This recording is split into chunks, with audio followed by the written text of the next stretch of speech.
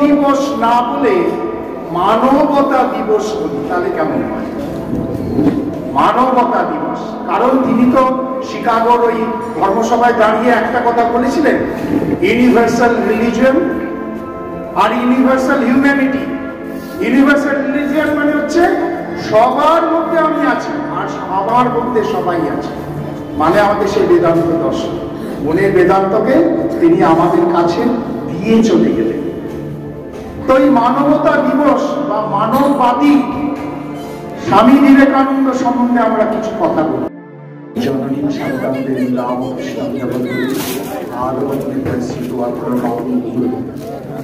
ওম নমঃ শ্রী জ্যোতিরাজায় বিবেকানন্দ সুরয়ে সচ্চিৎসর্বায় স্বামীনে তাপহারে। 162তম জন্মদিনে আমরা উপস্থিত হয়েছি। সবার পুষ্পাঞ্জলি, মন্ত্র, মনের অঞ্জলি আমরা স্বামীজি মহারাজকে নিবেদন করছি। কেন? আজকে সেটুকু আমরা উত্থান করি। স্বামীজির সম্বন্ধে কিছু বলে ওঠা যায় না। একটু আগে আমরা শ্রীমৎ স্বামী সমতানন্দজির কাছে শুনলাম যে তিনি বলছেন ৩৯ বছরের ছোট্ট জীবন কত কর্মকাণ্ড করে গেছেন তার হিসাব নেই। স্বামীজি নিজেই বলছেন আর একটা বিবেকানন্দ থাকলে বুঝতে পারত এই বিবেকানন্দ কি করে গেছে। সুতরাং তার কথা বলার চেষ্টা করাটাও ধৃষ্টতা। তবুও আজকের দিন 12ই জানুয়ারি স্বামীজি যুবকদের প্রতিনিধি আর আমাদের মনের প্রতিনিধি, যাকে দেখে আমরা ধর্ম কাকে বলে সেটা শিখেছি। যিনি আমাদের জানিয়েছেন ধর্ম কাকে বলে, তো তাকে শ্রদ্ধাঞ্জলি দেবার চেষ্টা করছি। যদি কিছু ভুল ত্রুটি হয়ে যায় তার জন্যে সেটা আমার বোঝার দোষ, আর যদি আপনাদের ভালো লাগে সেটা আমার গুরু কৃপা আর স্বামীজি মহারাজের ইচ্ছা। তো শুরু করা যায়। স্বামী কথা, আজকে হচ্ছে আমাদের স্বামী কথা। আজকের দিনটি আমরা জানি যুব দিবস, কিন্তু এটা কি সত্যি সত্যি যুব দিবস? যুবক কাকে বলে? যুবক হচ্ছে একটা বয়সের রেঞ্জ। আমরা জানি 10 বছর 12 বছরের পর থেকে আর 50-60 অব্দি কোনো মানুষ যেন যুবক থাকতে পারে। আরো ভালো কথায় বলতে গেলে 40 বছর অব্দি মানুষ যুবক হয়। স্বামীজি নিজে বলছে আমি কোনোদিন বুড়ো হব না, আর সত্যি হয়নি। 39 বছর বয়সে চলে গেছেন। তাহলে তিনি যুবকদের জায়গাটা তিনি নির্দিষ্ট করে দিয়েছেন 40, তার উপরে গেলে সে আর যুবক থাকে না। তাহলে যুবক দিবস কি করে হবে? আমারই তো 60 হয়ে গেল, তাহলে যুবক দিবসের কথা বলার অধিকারও আমার নেই। কিন্তু যদি আমরা এটা যুব দিবস না বলে মানবতা দিবস বলি, তাহলে কেমন হয়?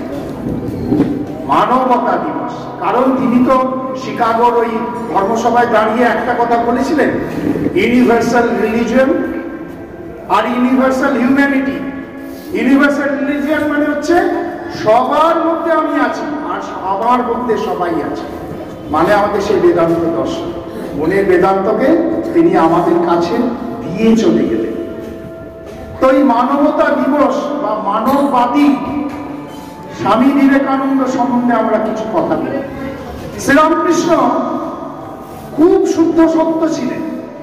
তিনি কারো স্পর্শ সহ্য করতে পারতেন না, কিন্তু তার মুখের একটা কথা খুব ভয়ঙ্কর কথা ছিল যে এবার যাবার আগে হাটে হাঁড়ি ভেঙে দিয়ে যাব, মানে তার অর্জিত যা সম্পদ আছে তিনি যা নিয়ে এসেছেন যা তিনি দিয়ে চলে যাবেন। ফকিরের মতন এসছেন, ফকিরের মতন চলে যাবেন। তাহলে সেই জিনিসগুলো তার দেবে কি করে? তার স্পর্শ না পেলে তো আমরা পাবো না। তিনি তো 1886 সালে ওখানে দাঁড়িয়ে বলবেন কাশীপুর উদ্যানবাটিতে তোমাদের চৈতন্য হবে। বললো ঠিক আছে চৈতন্য হবে, কিন্তু হবে কি করে? তিনি হাটে যখন হাঁড়ি ভাঙছেন, যখন নরেনের হাতে তিনি খাচ্ছেন, তখন তার কয়েকদিন পরে নরেনের মধ্যে তিনি ভর ভর করে ঢুকে গেলেন। স্বামীজি লিখছেন, প্রথমে আমার দিকে তাকিয়েছিল, তারপর যেন ফর ফর করে আমার মধ্যে ঢুকে গেল, আর কাঁদতে কাঁদতে বলছে আজকে তোকে আমি সর্বস্ব দিয়ে ফকির হলো। এই হচ্ছে সেই সিন্ধু। শ্রীরামকৃষ্ণ নামে যে অমৃত এই পৃথিবীতে এসেছিল, সেই সিন্ধু হচ্ছে বিশ্বনাথ দত্তের প্রথম পুত্র নরেন্দ্রনাথ দত্ত। মা ভুবনেশ্বরী দেবী যাকে বলেছিলেন, এই বিশ্বনাথ তুমি আমার ঘরে এসে জন্মাও।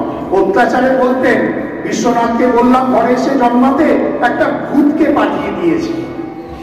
কিন্তু সেই ভূত যদি না আসতো, এই অদ্ভুত কাণ্ড কারখানা হতো না। অদ্ভুত কেন? ভূতেরা সব অদ্ভুত কাণ্ড করে। অদ্ভুত কেন? কারণ একটা লোক প্রথম দেখাচ্ছে ধর্ম মানে মানব সেবা। তার আগে বৈদিক ধর্ম বলুন, খ্রিস্টান ধর্ম বলুন, তিনটে ধর্ম প্রাচীন ধর্ম আছে। একটা ইহুদিদের ধর্ম, একটা হচ্ছে খ্রিস্টান ধর্ম, আর একটা হচ্ছে বৈদিক সনাতন ধর্ম, সবচেয়ে পুরনো সনাতন ধর্ম। তো এদের যারা প্রতিনিধি, তারা কখনো ভাবিনি ধর্ম মানে মানব সেবা। তারা মানে ধর্ম মানে কিছু গান গুনতে হবে, কিছু জপ করতে হবে, নিজেকে আপলিফ্ট করতে হবে, আর ঈশ্বরের প্রচার করতে হবে। কিন্তু এই ভদ্রলোক বিশ্বনাথ দত্তের প্রথম পুত্র নরেন্দ্রনাথ দত্ত, তিনি বলছেন না, ধর্ম মানে এটা নয়। ধর্ম মানে হচ্ছে religion is nothing but four steps of humanity: observation, absorption, assimilation and manifestation. কি অবজার্ভ করব? কার মধ্যে কি দুই গুণ আছে সেইগুলোকে আমি অবজার্ভ করব, নিজের সঙ্গে আমি সেগুলোকে অ্যাসিমিলেট করব, তারপর তাকে ম্যানিফেস্ট করব। তিনি প্রথম বলছেন ধর্ম হচ্ছে নিজেকে বিশ্বাস করা, সেলফ কনফিডেন্স। আমি অনেক মহারাজদের বক্তব্য শুনে এবং পড়াশোনা করে আমার এই ক্ষুদ্র বুদ্ধিতে একটা কথা বুঝেছি, যে এই পৃথিবীতে যদি হিউম্যানিটি অর রিলিজিয়ান অর ধর্ম তুমি যদি পেতে চাও, তাহলে তোমাকে একটা ফর্মুলা নিতে হবে। কি formula? a plus b whole square square plus 2ab আমরা সবাই জানি, কিন্তু এই ফর্মুলা হচ্ছে CCDDC। সি মানে কনফিডেন্স। আগে তোমার মধ্যে আত্মবিশ্বাস আসুক যে আমি পারি। স্বামীজি বলছেন তোর মধ্যে ব্রহ্ম শক্তি আছে, অনন্ত শক্তি লুকিয়ে আছে, সেই শক্তিকে প্রকাশিত কর, তুই তো ব্রহ্ম হয়ে থেকে পড়। প্রথম হচ্ছে কনফিডেন্স, আমি ব্রহ্মণ, আমার মধ্যে তিনি বসে আছেন। সেই কনফিডেন্সকে জাগ্রত করার জন্য কনসেন্ট্রেশন। Next C, concentration. আমার কনসেন্ট্রেশন চাই, আমি এই কাজটা করবই করবই করব করব এবং যেভাবে হোক করব।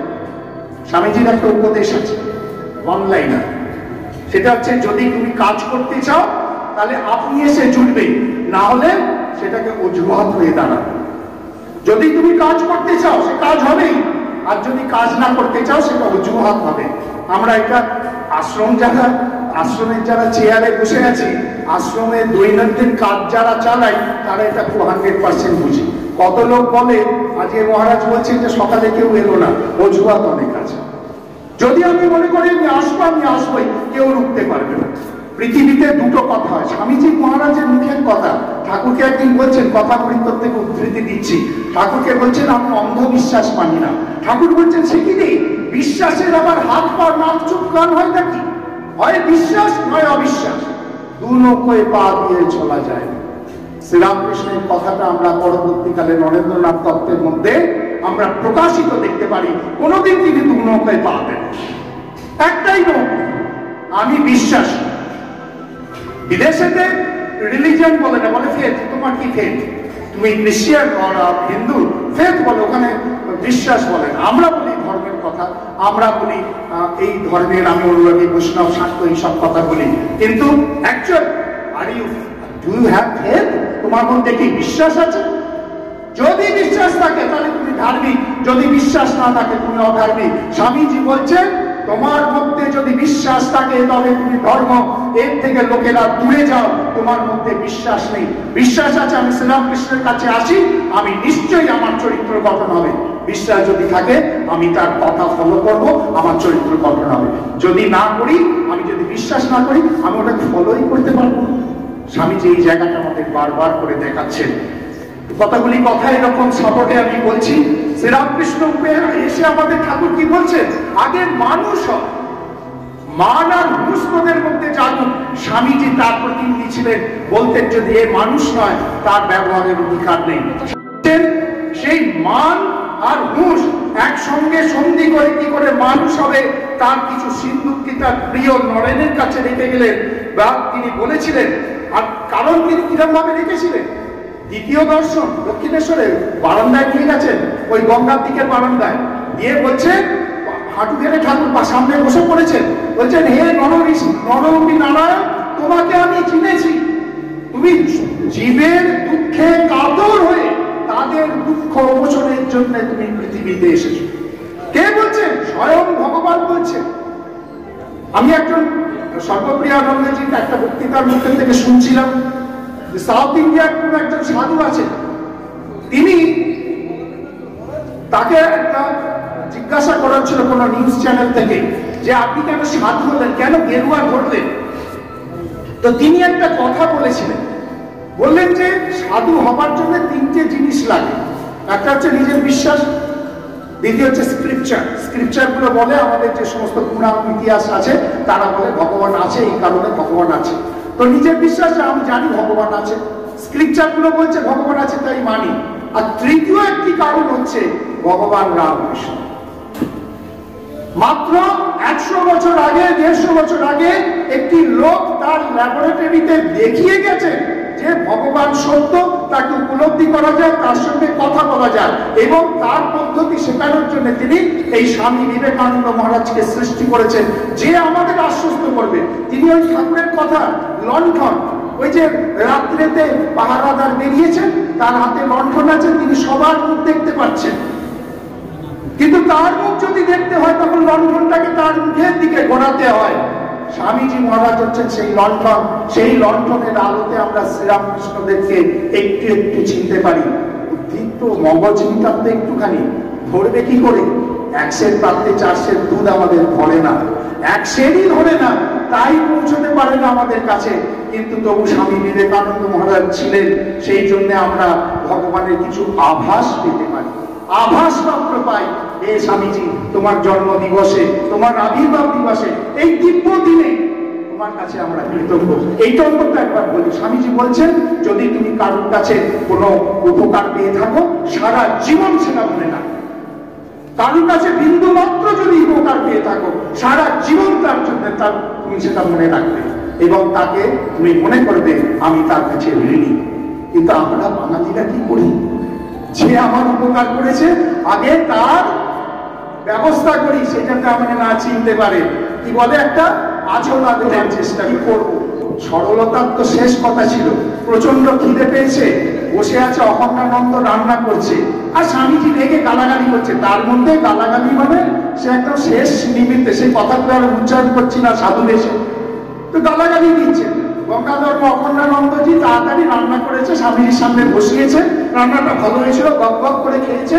ওরে বলছে, ওরে গঙ্গা, কিছু মনে করিস নি, মাথাটা কেন গরম হয়েছিল? পেটে খিদে ছিল তাই। এখন শান্ত হয়ে গেছে, আমার মনও ঠান্ডা হয়ে গেছে।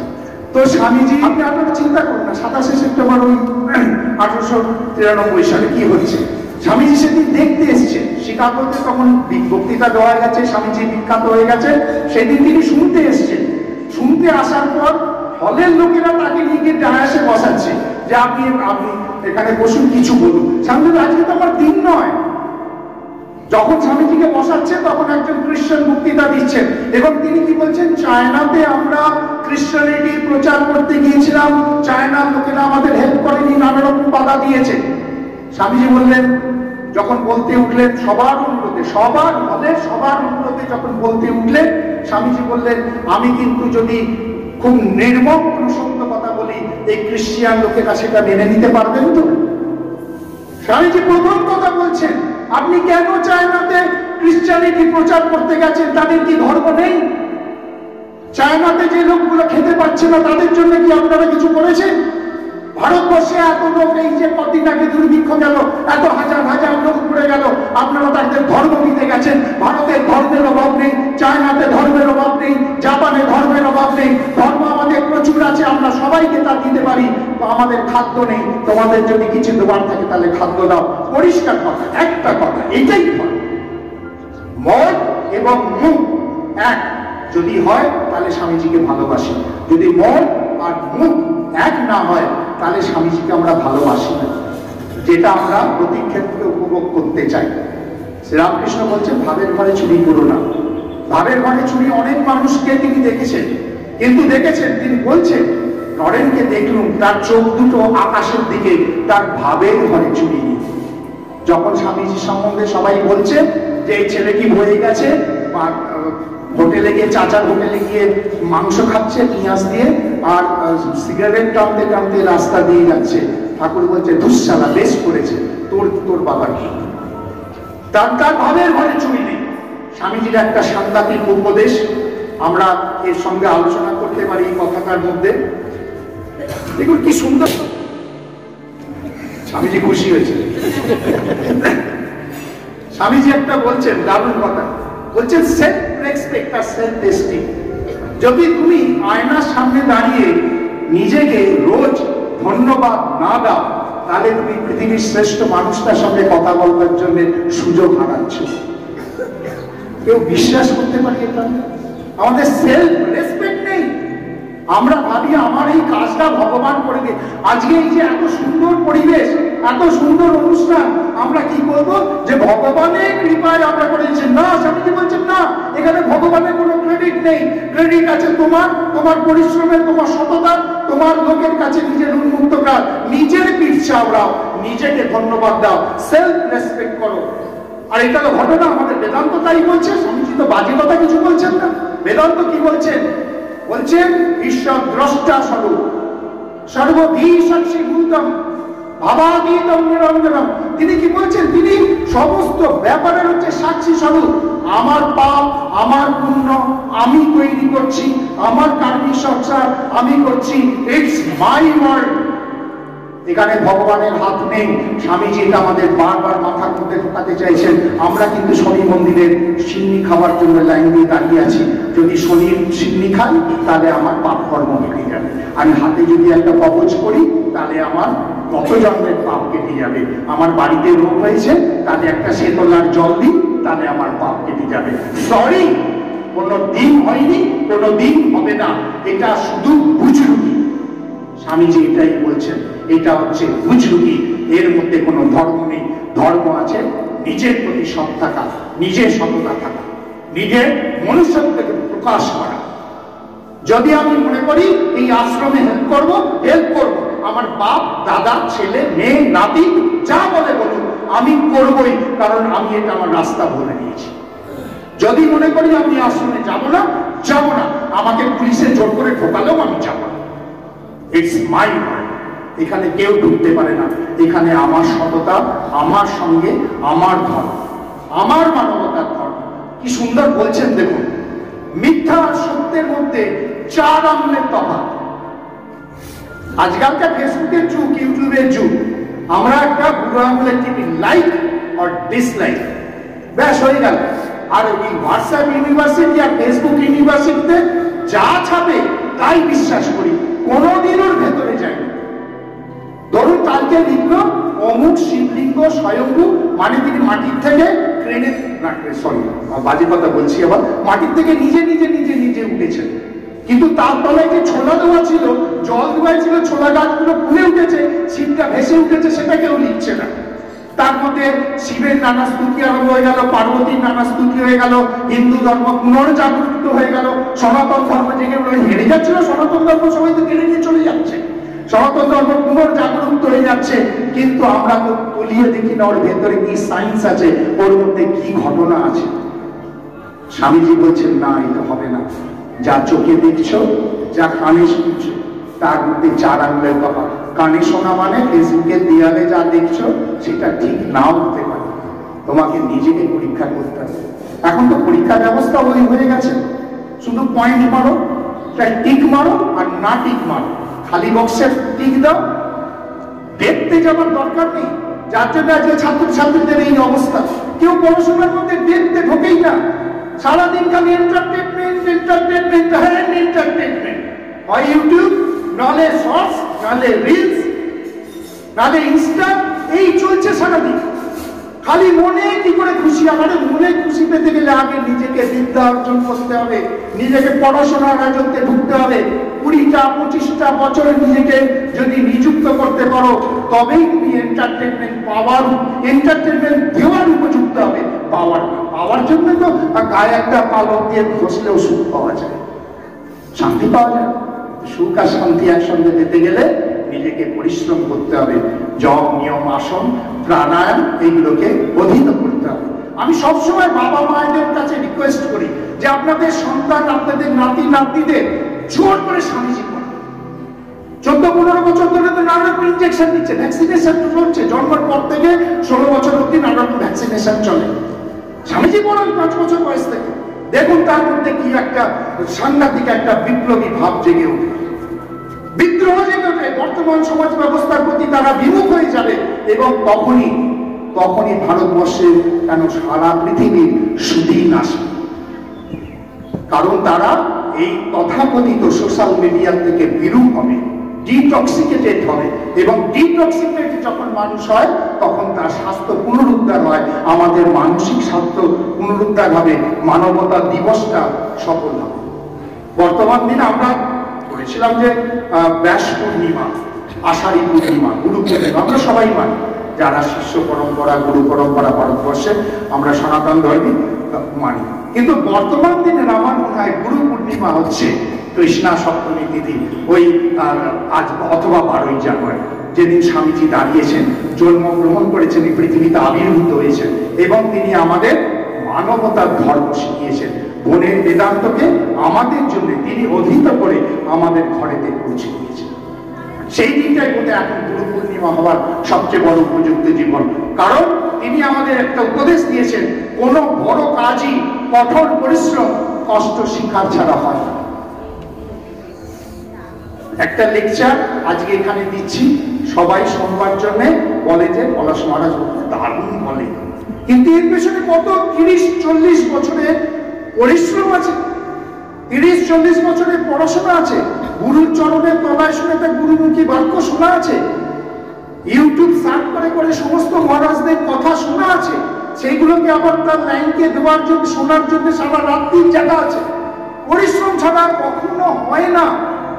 আমি শুধু এখান থেকে একটু, আবার তো এআই এর যুগ এখন, শুধু ওইকে চ্যাট জিপিটি কে বললেই হবে তুমি একটা লেকচার তৈরি করে দাও, ফটাফট লেকচার তৈরি করে দিচ্ছে, বাংলা হোক, হিন্দি হোক, ইংরাজি হোক, উড়িয়া হোক, যাও পাঠ করে দিচ্ছে, লোকে সেইগুলো মুখস্থ করছে আর উগড়ে দিচ্ছে। কিন্তু তাতে কি হচ্ছে? আমার মনুষ্যত্ব যাচ্ছে না, আমি মানুষ হতে পারছি না, ওই পৃথিবীতে আসা আমার সার্থক হচ্ছে, কিছুই হচ্ছে না। শুধু একটা ওই অশ্বডিম্ব তৈরি হচ্ছে, যার ওপরও নেই, নিচেও নেই। তাই স্বামীজি মহারাজকে আজকে প্রয়োজন, সেই জন্য আমরা তার শরণাগত হয়েছি। আর 2-1টি কথা বলে আজকে শেষ করব। ঠাকুর স্বামীজি বলছেন, ইচ্ছা শক্তি জগৎকে পরিচালনা করে। আমার ইচ্ছা শক্তি যদি তীব্র হয় তাহলে সেটা জগৎকে উল্টে দিতে পারে। তার জন্যে তিনি একটা কথাই বলছেন, ওঠো, জাগো, থেমো না যতক্ষণ না তুমি তোমার লক্ষ্যে পৌঁছতে পারো। ওই সিসি বললাম, পরের ডিটা হচ্ছে ডেস্টিনেশন। আগে একটা টার্গেট ঠিক করো, আমি এখানে পৌঁছতে হবে। প্রথমে কনফিডেন্স, আমি পৌঁছতে পারবো, কনসেন্ট্রেশন, আমাকে পৌঁছতে হবে, ডেস্টিনি, এটা আমার ডেস্টিনি, আমি এই জায়গাটা অধিকার করব।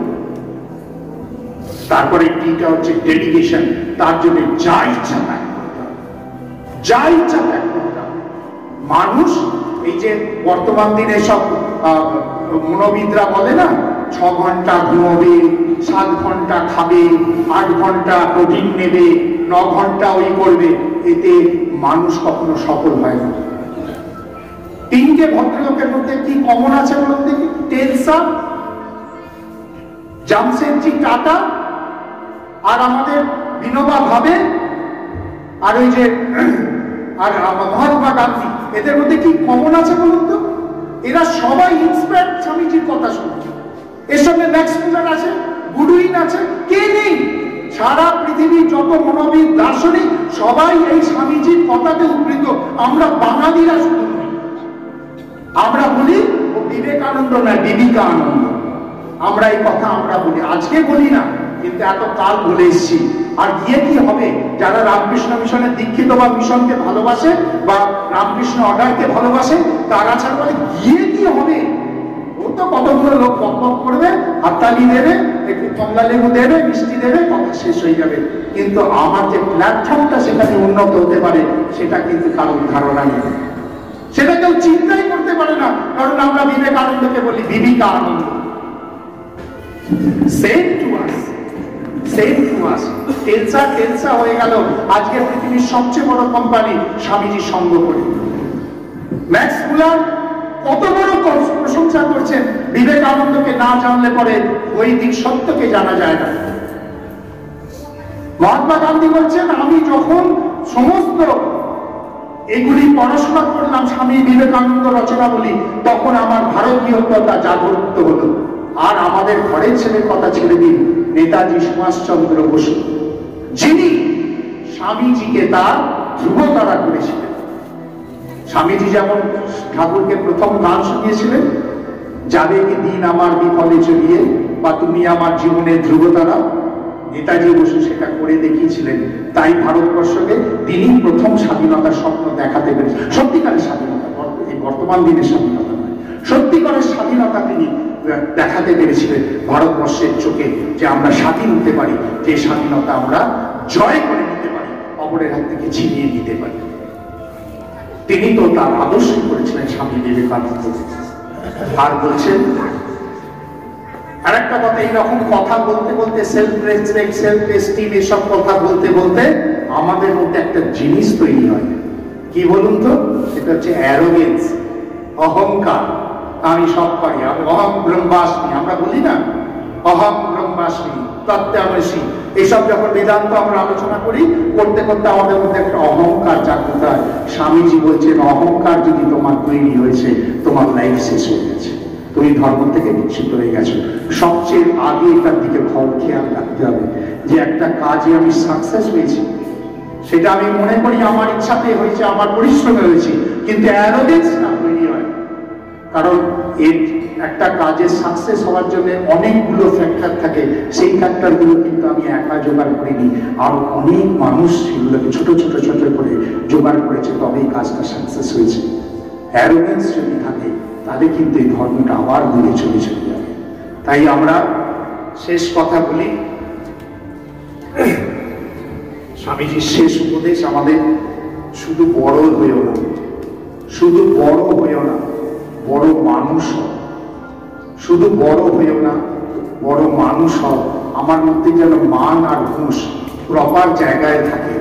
এই স্বামী বিবেকানন্দ মহারাজ, তোমার চরণে আজকে আমাদের এই প্রার্থনা, তুমি আমাদের শুধু বড় করে দিও, বড় লোক, বড় মানুষ করো, আমাদের সেই জায়গাটা পৌঁছে দাও যেখানে আমি নিজেকে জানতে পারি। আর তোমার চরণে এই বাক্য পুষ্পাঞ্জলি দিয়ে এই শেষ প্রার্থনা, আমাদের আমাদের মানুষ করো, এই জগদম্বে আমাদের মানুষ করো। আমরা যেন অপরের দুঃখে কাঁদতে পারি, অপরের দুঃখে তার পাশে দাঁড়াতে পারি, অপরের সুখে যেন হাসতে পারি। স্বামীজি বলছেন যে অপরের দুঃখে কাঁদা যায়, কিন্তু অপরের সুখে হাসা যায় না। তখন ভেতরে না একটা কোথায় লাগে, ওটা বোধ হয় ব্ল্যাক মানির পয়সা। কেউ যখন সুখী থাকে, ওটা বোধ হয় অন্যরকম করে ইনকাম করেছে না। বিশ্বাস করতে হবে, অপরের সুখে হাসতে হবে, অপরের দুঃখে কাঁদতে হবে, তবে আমরা স্বামীজি মহারাজকে ঠিক ঠিক অনুসরণ করতে পারবো। ওম নিরঞ্জনম নিত্যম অনন্ত রূপম ভক্তানুকম্প বিগ্রহম বৈ ঈশাবতরম পরমেশ্বর বিদ্যম তম রামকৃষ্ণম শিরসা নমঃ। গুরু ব্রহ্মা গুরু বিষ্ণু গুরুদেব মহেশ্বর গুরুরেব সাক্ষাৎ ব্রহ্ম তস্मै শ্রী গুরবে নমঃ। ওম বৈ সর্বে দেবী স্বরূপায় শ্রীরামকৃষ্ণায় নমস্তে। জয় ঠাকুর, জয় ঠাকুর। ধন্যবাদ পলাশ মহারাজকে। আপনার তার মুখে অনেক মূল্যবান কথা শুনলেন।